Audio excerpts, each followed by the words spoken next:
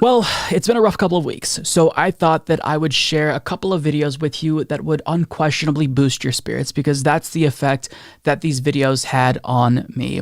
So by now, I feel like most of my audience is probably familiar with Walter Masterson, because I've talked about him quite a bit. I've even interviewed him on the show. I'll link to that down below if you want to watch that.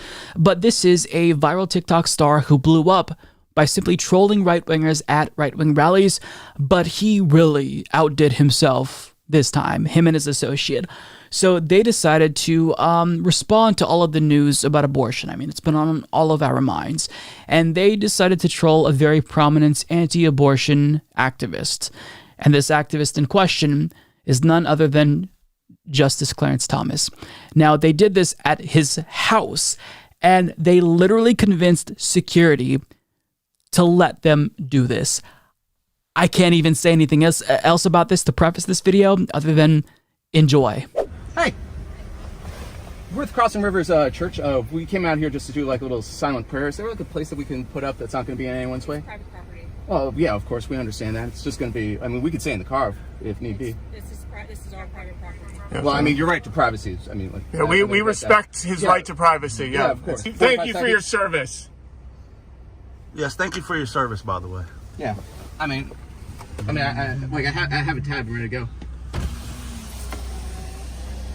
Thank you. We're just here to say a little prayer for the justice. Yeah. We're with the Cross River Church. Yeah. Oh, Thank you. Right. He didn't mind. Yeah, he didn't mind. Lord Jesus, protect this man and his decision and his right to privacy, and may his right to privacy never be infringed. So saith the Lord. So saith the Lord. So saith the Lord. Amen. Amen. Amen. Amen. Yeah. Repeal this Roe versus Wade and its evils, and maybe even that Lovin versus Virginia, so you can finally get that divorce. We all know you're scared of your missus, and this is your master plan. Hallelujah. So saith the Lord. So saith the Lord. So saith the Lord. Thank you for your service. Thank you. Thank you.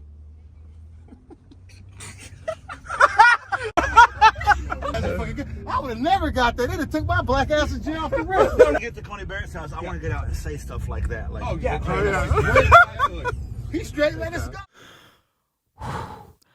I've seen the video like 4 times now. Every time, it is fucking hilarious.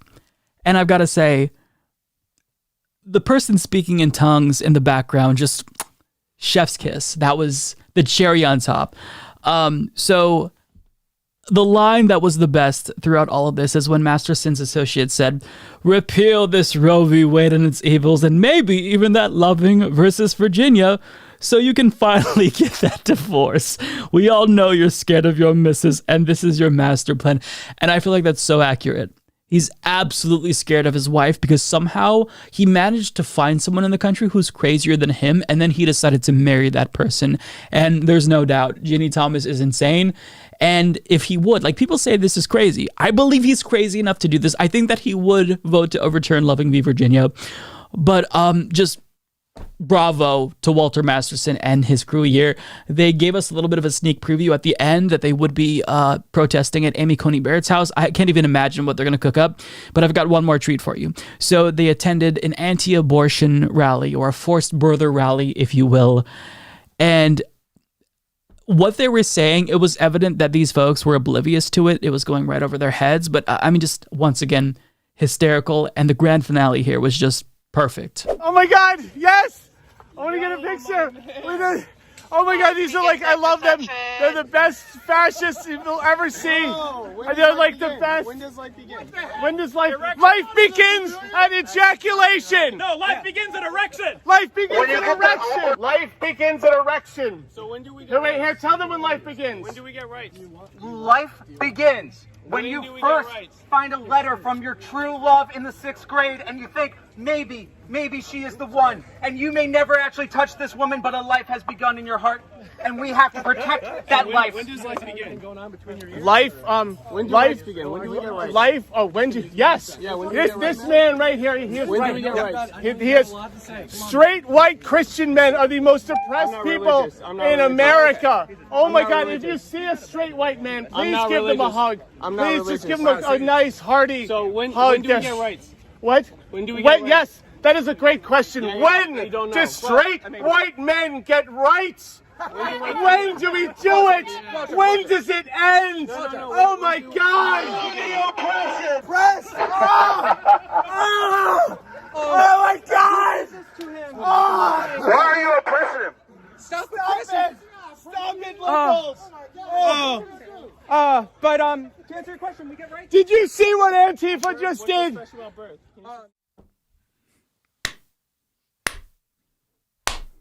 The foot on the face, followed by the... Did you see what Antifa did? How can you top that? How do you top that? I feel like there's no way you can top that. Also, life begins at erection. Okay, if you think that, aborting a fetus is murder because it's a potential life, then isn't ejaculation murder as well? Isn't that genocide? Because every time you splooge your load into a Kleenex and you throw that away, that's millions of potential lives. So maybe we should say life begins at ejaculation or erection. Either way, though, the subtle dig at them for being nerd virgins or incels, you could tell they weren't picking up what he was putting down. So I transcribed this because it was so great. Life begins when you first find a letter from your true love in 6th grade and you think maybe she's the one. And you may never actually touch this woman, but a life has begun in your heart.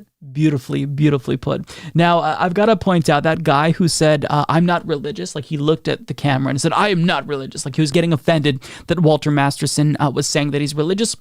Bullshit. Now, I grew up evangelical, and they instructed us to tell people that we were not religious because that means something that is different than being a Christian. A lot of people think that there is no distinction, but to Christians, there is a distinction. Somebody who's religious periodically shows up to church, perhaps, on Christmas and Easter Sunday, doesn't really read the Bible, but a Christian, there's someone who's devout. They're a true follower. So to say that you're religious in their minds is wrong. It's technically untrue. You're a Christian, really. And I mean, come on. If you're not religious and you're siding with these forced birthers, I don't believe it. Press X to doubt.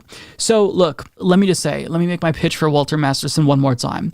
If you are not subscribed to him on YouTube, you are missing out. You're going to see his TikTok videos if you have a TikTok account, but his YouTube channel, he just started this, I think, like last year, and he posts more long-form content on there, and everything is hilarious. It's a gem. So absolutely do yourself a favor, subscribe, tell him that the Humanist Report has sent you, and while you're at it, be sure to check out the interview that I did with him. He kind of talked about his methods, the behind the scenes. It was really great. I mean, Walter Masterson is an incredibly nice guy. His associate too. After that interview, we talked, him and his associate and I, for an extra hour and a half. Just hilarious, nice person, making us all feel better about the dystopian hellscape that we're living in by just making fools of the people who are putting us through all of this. I love it. I can't get enough of it, and I hope that you enjoy these videos as much as I did.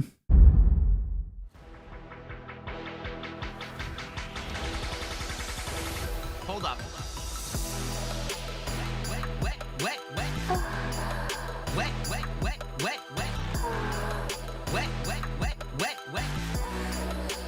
Wet. Ass P word.